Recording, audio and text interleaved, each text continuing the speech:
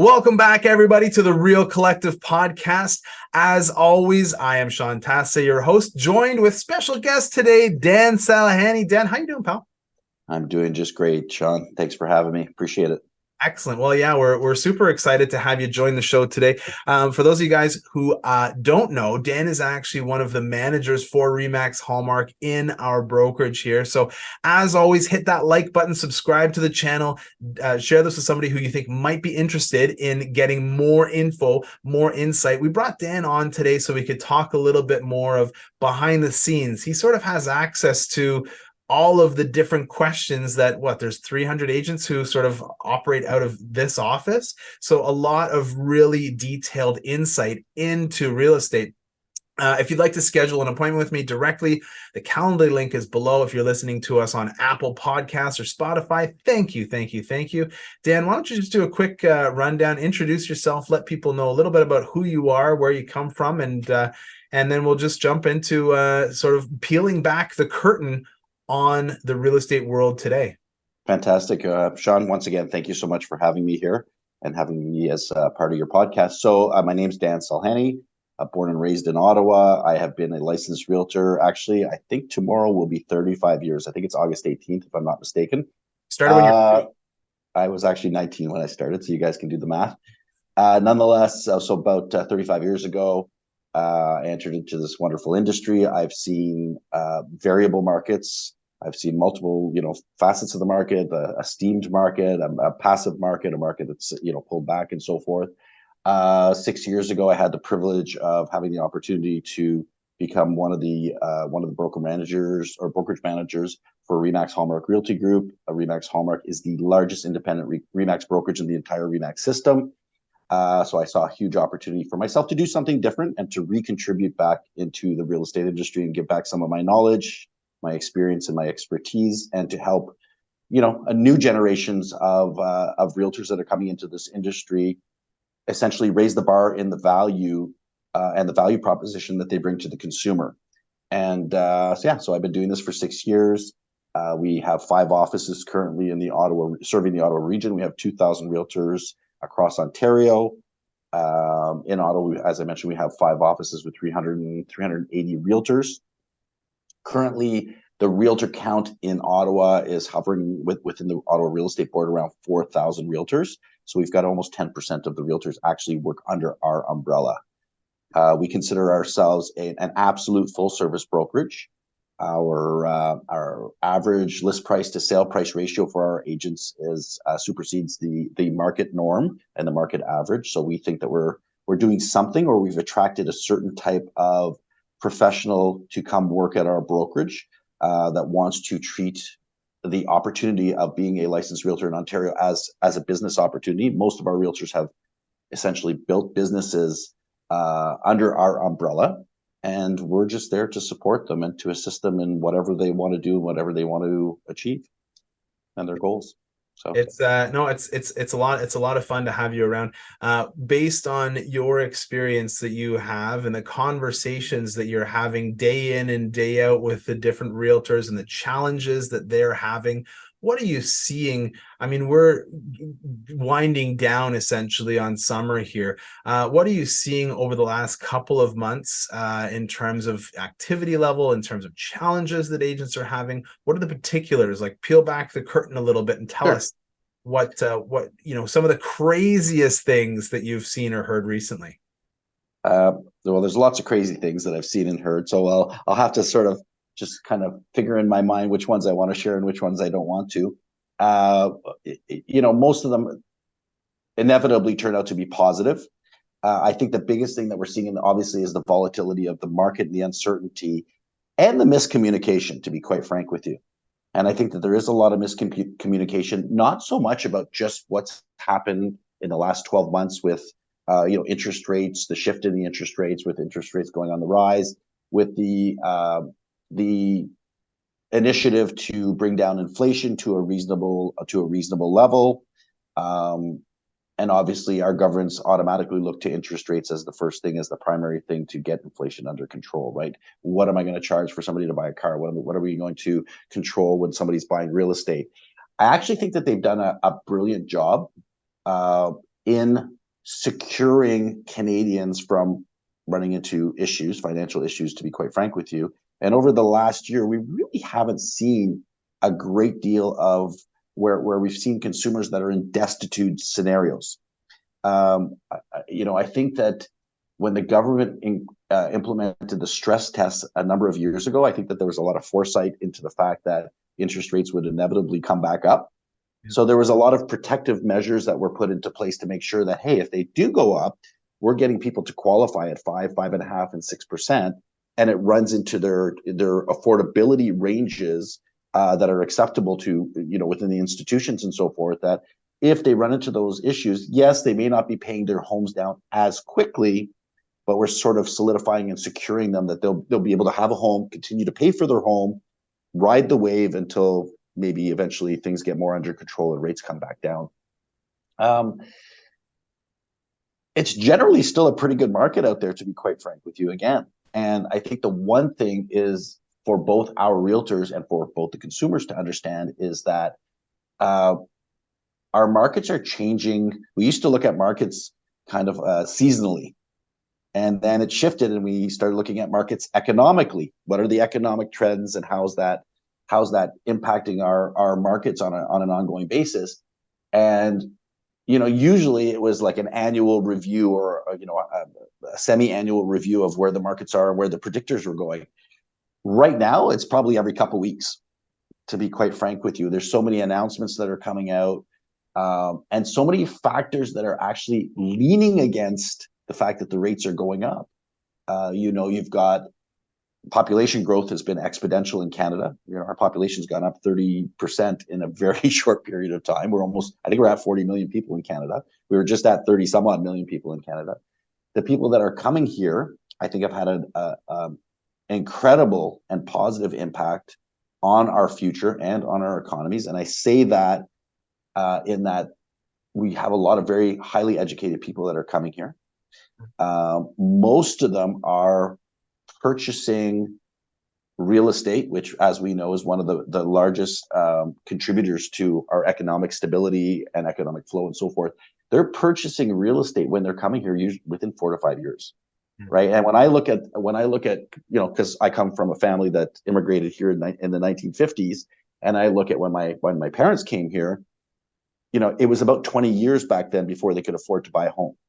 Right. And the level of educations that they had from wherever they were coming from was not where it's at today. So you've got a highly educated individuals that are coming into the country. They want to contribute. They're hard workers. And some of them are actually coming with some significant assets. Yeah. Right. So I think that there's like a very interesting thing that where we as realtors and economists and business people and so forth really have to monitor the marketplaces and the shifts in the marketplace pretty much on a monthly basis. Every couple of weeks, we have to review and go, okay, what just happened? And how's this going to impact the next 60 to 90 days? Not the next 3 years or 2 years or whatever. As I mentioned earlier, the markets, in my opinion, are still quite strong. There's still a lot of movement in the marketplace. This is where I think the differentiator of who your realtor is really comes into play in being able to assess where we're at today and project potentially where the next 60 to 90 days is going to go and what the timing might be in the best interest of the consumer for going onto the marketplace.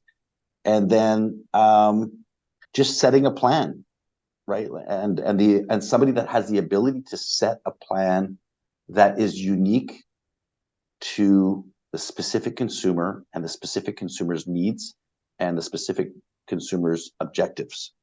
It's funny. I saw a post on we've got a realtor chat group where all of the different realtors from different brokerages all chat, and one person said, "Hey, I've got a property I'd like to put on the market. Should I put it on before the long weekend or should I wait until after September?" And you had different opinions on both sides. Some people say, "Hey, if you've got a listing, you're not going to sell it if you don't put it on. So get it on as soon as possible." And you've got other people saying, "Oh, wait until, after the long weekend." So you've got different people with different opinions, different strategies.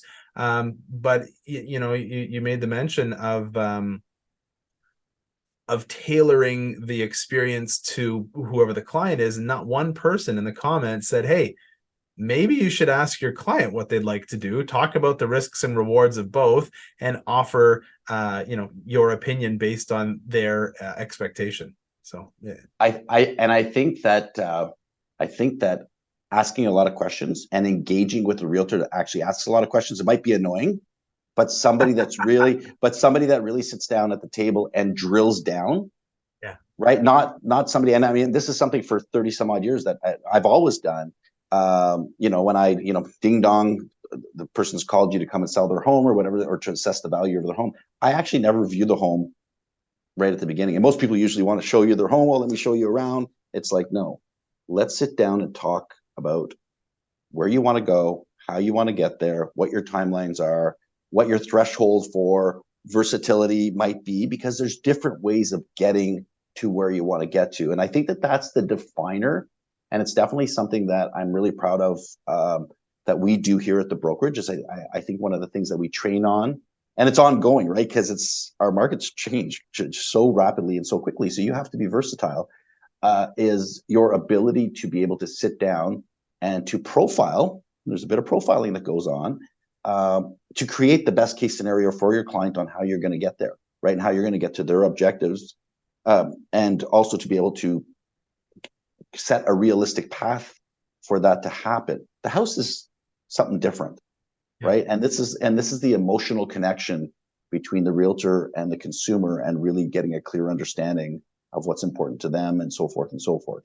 So I think that that's a real big definer in most recently what's happened. If you ask me about current markets, I see the realtors that are taking that path and taking that route, are actually doing exceptionally well, even in this changed marketplace. They're actually probably gaining more market share, to be quite frank with you, because they're offering a different level of consumer satisfaction. They're understanding consumer behaviors, and they're catering, like we talked about earlier, specifically, and they're able to be versatile, right, to every scenario with their offerings. I'll give you an example of something very similar, that sort of speaks to that we just had. I guess it was last week or 2 weeks ago. Because the market is changing so rapidly, and because there's so many different financial strains on people, we had sold a property off market before it went to market, which was great. The clients were happy. They didn't have to do any of the prep work to get it ready.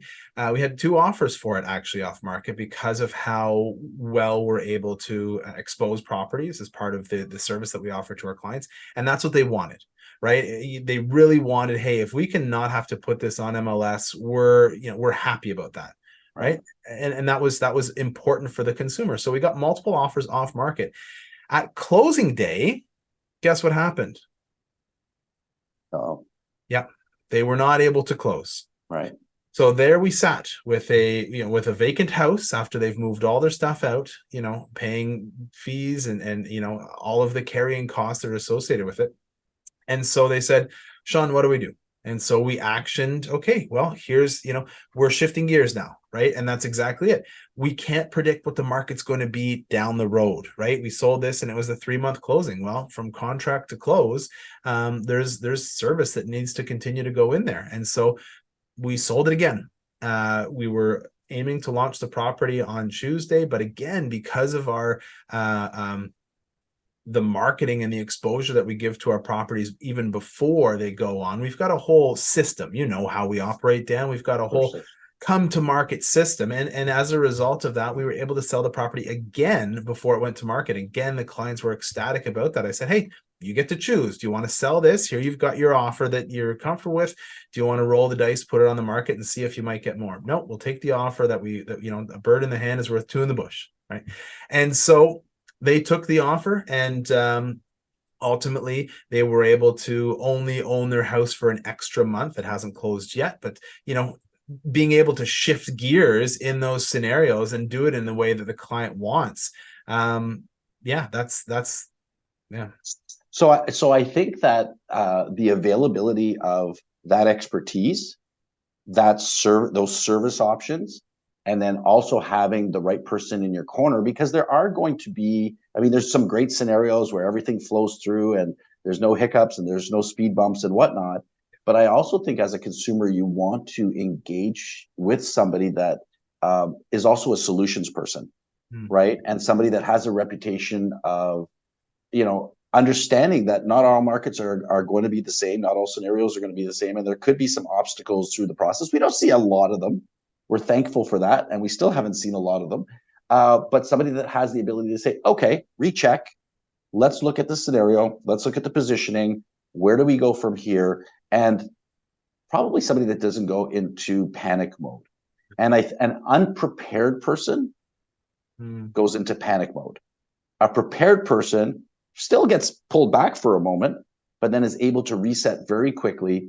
Look at let's look at the channel. Where do we want to go? Sets up a plan. I guess in essence, they have a plan B and a plan C that's already preset, that in the event this happens, this is our contingency. This is where we go. So that's an offering that they can bring to a consumer in a good market or in a market that's more passive.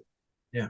You made a comment when you started talking. You said our current financial. You mentioned something about our current financial environment, and that it's a little difficult. You got to remember, a difficult financial environment is also for opportunity for a lot of people. A lot of people that don't depend on the financial world for being able to fuel opportunity for them long term for growth. So this is actually a growth opportunity. And, you've got people that have a vision with real estate of, this isn't a 1-year play, or this is a 2-year play. This isn't, I wish more people would look at it from this perspective where, hey, you know what? What's my plan here? We know that historically real estate has performed, if you look at 50 years in Ottawa, the nation's capital, right? With a great employment, very low unemployment rates and so forth and so forth. What's the history? And I wish people would just look at it from a longer term projection. I'm going to raise my family here. We need a home to live in. We need a roof over our heads, et cetera, et cetera. What's our best case scenario? And again, those that can share their wisdom as realtors, their experience as realtors, and have that messaging in those conversations with the clients, I find that the client feels exceptionally more secure, even though the rates are at 5.5% or 6%, and they look at their real estate purchase from through a different lens, and also probably a more realistic lens. I don't think I've ever spoken with a client or a consumer who ever told me, oh yeah, I'm glad I didn't buy that property 10, 15, 20, 50 years ago. Not one person has ever said that. It's always the opposite. Oh man, I wish I would have bought that back then. All the time. I hear it all the time. The thing that we call it, Dan, is we call it responding versus reacting, right? I'd rather respond to a situation as opposed to react to it. So we'll jump into. I'm still going to plug you for some exciting scenarios that you've heard on your side. I've got a couple more to share with you, but on the flip side, we'll get into some specific stories after the break. So we'll take a quick break, have a word from our sponsors, and as always, guys, hit that like button on the video, subscribe to the channel, download this on Apple Podcasts or Spotify, share with someone who you think might be interested in this kind of information. You can schedule a Calendly appointment with me in the Calendly link below, and we'll see you in 5.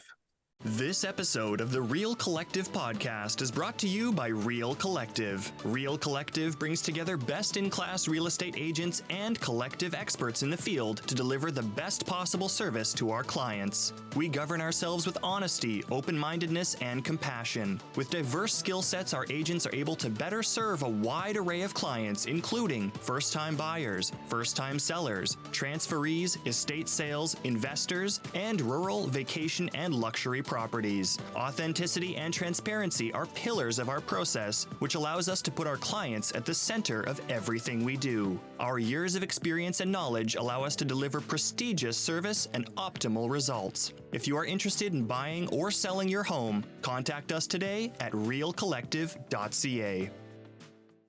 Welcome back, everybody, to the Real Collective podcast. Hope you're enjoying what you're hearing so far. We're going to jump into some exciting pieces. As always, click that like button, subscribe to the channel, share with somebody who you think might be interested in the behind the scenes look and a quick synopsis of what's happening in the real estate market right now. If you're listening on Apple Podcasts or Spotify, thank you so much for having a listen. If you're watching us on YouTube, you can see me waving. If you'd like to schedule an appointment directly with me, you can do so in the Calendly link below.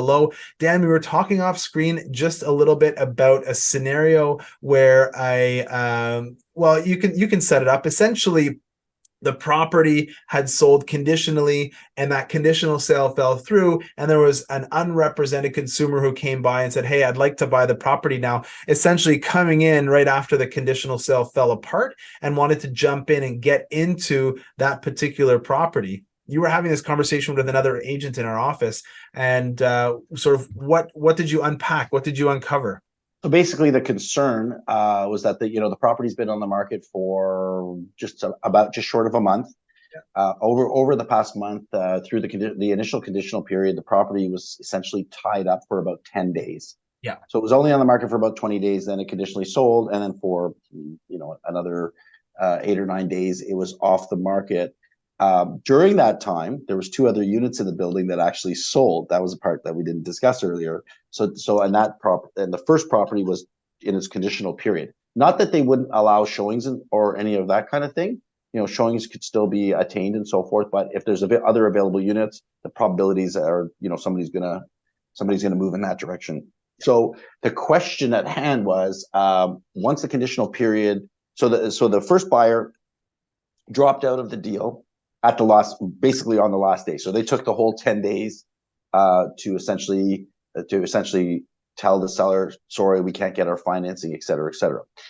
The listing or sales representative that's representing the seller received a communication from a consumer that had seen it beforehand, before it became conditionally sold, expressing an interest to submit an offer.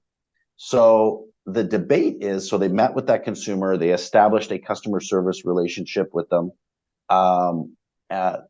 And the consumer doesn't want to really disclose anything about their financial background, anything about their ability to be, their approval process, who they're talking to. We don't necessarily dive into amounts, but we, on behalf of the seller, we want to know that there's already been a pre-approval in place and that there's affordability as part of this activity and so forth.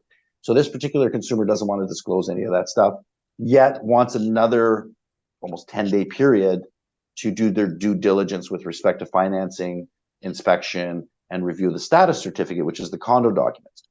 Well, the condo documents are available. They were already pre-ordered. They're on file. So that buyer can take those documents. Usually a lawyer will ask for 24 to 48 hours to review the documents and get back to the prospective buyer to give them a snapshot of the overall health of the condominium corporation, what their thoughts are and what they're seeing in comparison to other condos that are actively out there. As far as an inspection goes, we all know that there's some really qualified inspectors that are out there. You should be able to get an inspection within 3 to 4 days. So the biggest concern in this whole process is, why do they need 10 days? And then for the realtor who's now giving customer service to this buyer, what do I say to my seller who was just so discouraged that their home was off the market for a previous 10 days? What do I recommend? They did state that the offer that the second buyer was going to submit was quite attractive. Yeah, would most likely be one that the seller would seriously consider. The terms were all favorable, with the exception of the 10-day period. So the approach was, what do I do? What do I tell the seller? Because I know that they're going to ask for my opinion of essentially what direction they should go in. So you had some really great suggestions. I'll give you maybe a little bit later. I'll give you my version, but you had a really great suggestion on how to approach with a counter offer and that type of thing. So I don't know if that's something you want to throw in. Yeah, sure. So there's a few things. I mean, depending on the scenario, I might say to the seller, hey, we can send a counter offer back that doesn't have any conditions in it. So, hey, you have a counter offer. Obviously, the seller, from what I understand, doesn't want the house to go off the market again and just be, tied up in limbo. One potential scenario is when you send a counteroffer back that doesn't have any conditions for, let's say, a week time. So today is, we're recording, it's Thursday. Let's say, for example, we give a counteroffer back and you have until next Friday to accept our unconditional counteroffer. And so that essentially means, okay, by Friday next week, you'll have a firm deal, but the house doesn't show up as conditionally sold on MLS, begging further questions from would-be other buyers.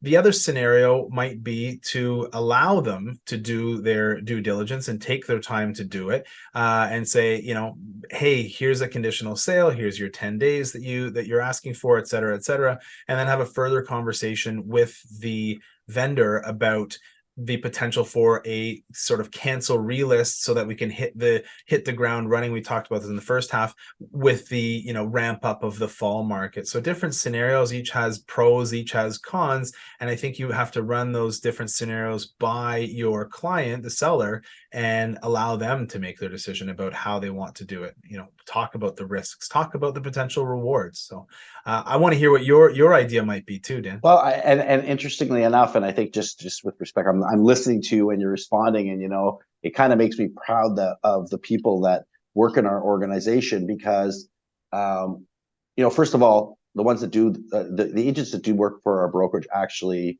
the volume that they do is probably 2.5 to 3 times the average realtor in Ottawa, and I think that goes a long way in confirming that they're educating themselves better.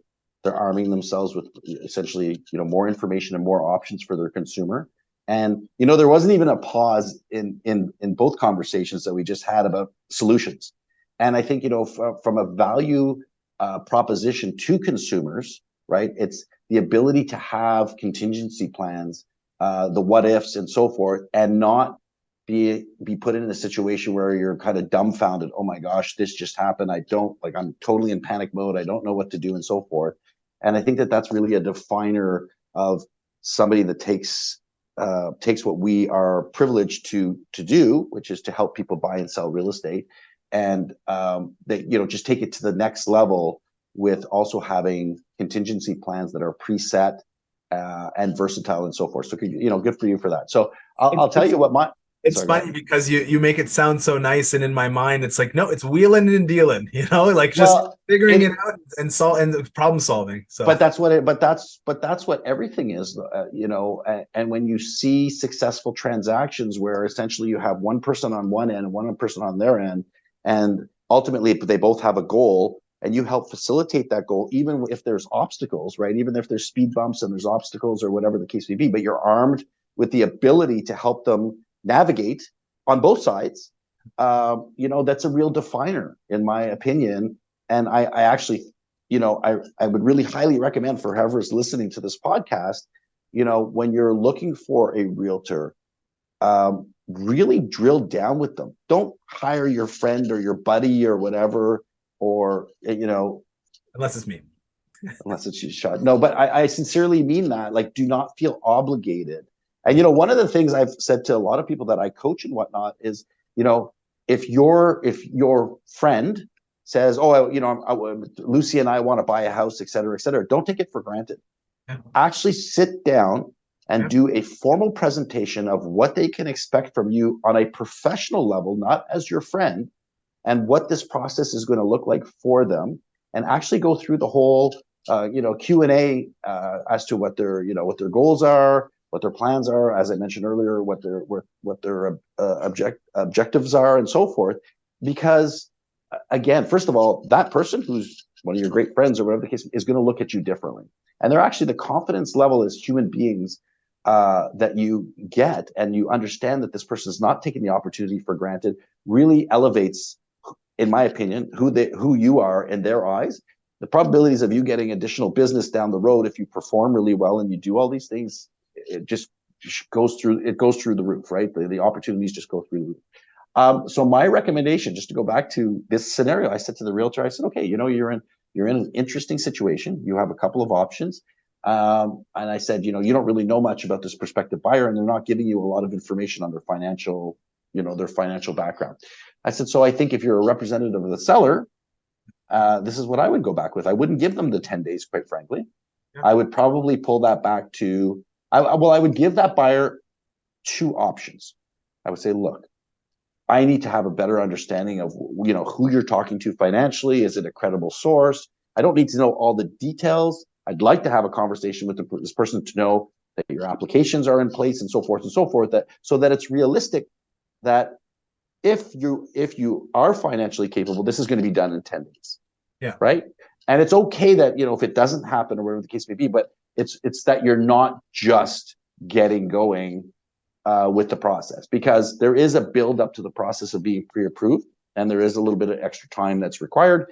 And the financial institutions are looking for a lot more documentation today on prospective consumers. So that's a confidence thing. So I would just say to them, look, after talking to the seller, of course, there's two ways we can do this.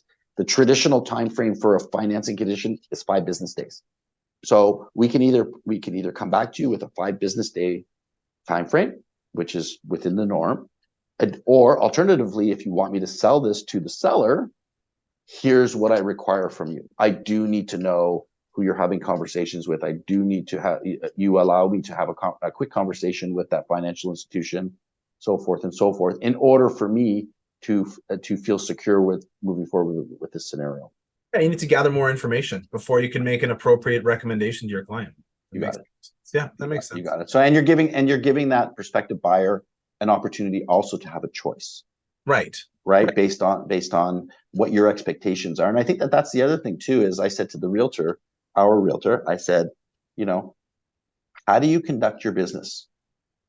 Right. And what's important for you? And I said, ultimately, at the end of the day, is this condo, because it was a condominium, I said, is this condo apartment going to sell?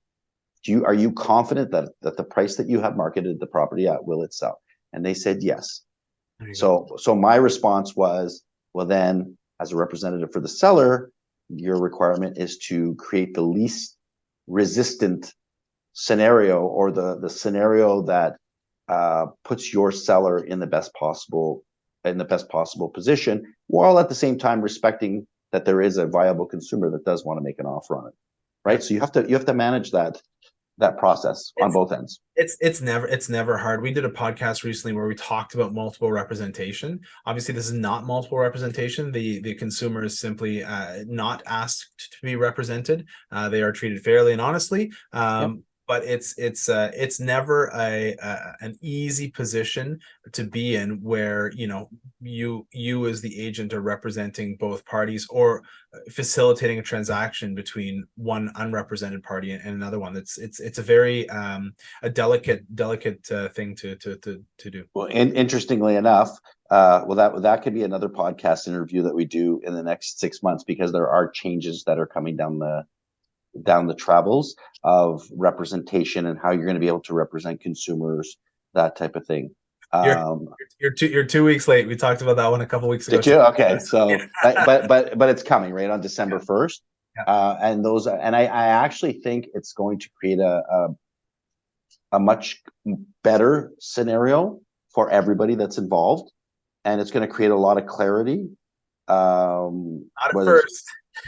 Yeah, there'll be some challenges, just like everything else. But at the same time, I also think that this is where being part of a company that stays on top of the changes and understands the changes, like we're already reviewing the changes today and understanding them. It's not coming till December 1st, and we'll probably start coaching our agents in September, and giving them lots of time to clearly understand how to explain it to their consumer.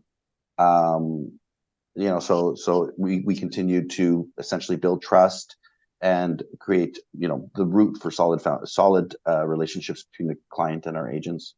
Yeah, we'll be ahead of the curve with that for sure. There's one other scenario I want to just hit up before we jump off, and that was a scenario where again, it was a property that had a conditional sale on it. This is going back to Sunday last week. And the conditional sale, I think they received Mr. T is what we call it. mutual release and termination. We call it a Mr. T. Yeah. So they received that on Saturday night, and on Sunday they signed it back. So it was fair game on Sunday at noon. And my clients, the property had been listed, and it came down and down and down, and finally it came down to the price. Like, oh, okay, yeah, that starts to make a lot of sense. And I looked at that, and I told my wife, I said, that's a good deal right now. Right, it wasn't a good deal when it first came on at the original price, but as it came down and down, that was a good deal. And these clients had been, keeping their eye on it. The first day it came out on the market, they went and saw it, etc. And it came down, and they were at the cottage, and so they were like, "Okay, well, we're coming back from the cottage. Can we come and see it?" And before they could get in and see it, it was conditionally sold. So as soon as it went to that new price, someone scooped it up and grabbed it right away, and we were just waiting there in the wings. Waiting and waiting. I reached out to the listing agent. Hey, if anything happens, if these guys start to get squirrely about it, and then I think right when they did their inspection, it was that night before, it was that big rain dropping, and the house got a little bit of water in the basement. I think it gave these guys cold feet. So they walked away from the deal, and we walked into the deal the next, like that day. Went and saw it, spent, time discussing it, figured out what to do, and sort of threaded the needle before anybody else was able to get in and have a look at it. So, knowing, and we've done that many times before, like agents on our team, is as soon as houses drop in price, or as soon as there's an opening, jump on it right away. And if you know value, if you understand value, you can jump on those great opportunities. This house, if it had sold 2 months earlier, it probably would have sold for $100,000 or $150,000 more than what these guys bought it for. Wow. Congrats. Yeah. Congrats.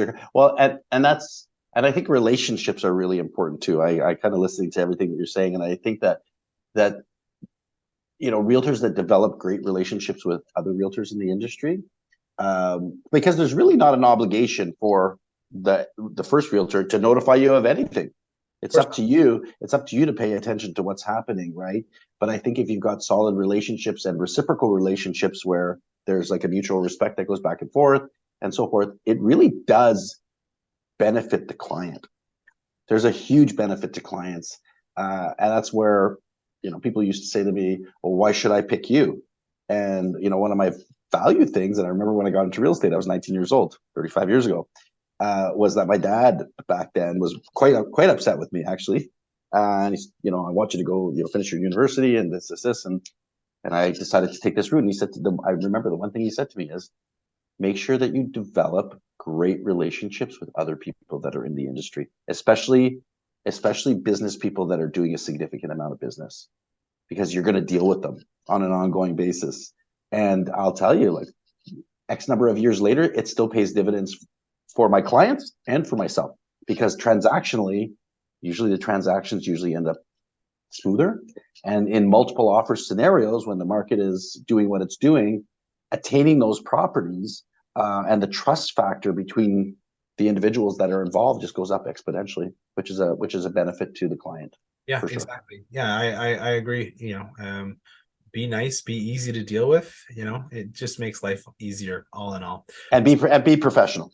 Yeah. You can be nice and professional and easy to deal with. Anyways, we are way over time. Thanks so much, Dan, for doing this for us. I think it was great. I'm hoping that you're willing to do it again. I'm more than happy to have you back. As always, guys, if you're liking what you're hearing, hit that like button on the video. Subscribe to the channel to keep up to date with new listing videos before they even hit MLS. So that's your inside scoop as well. Share this with somebody who you think might be interested in what's going on in the real estate world behind the scenes, peeling back the curtain.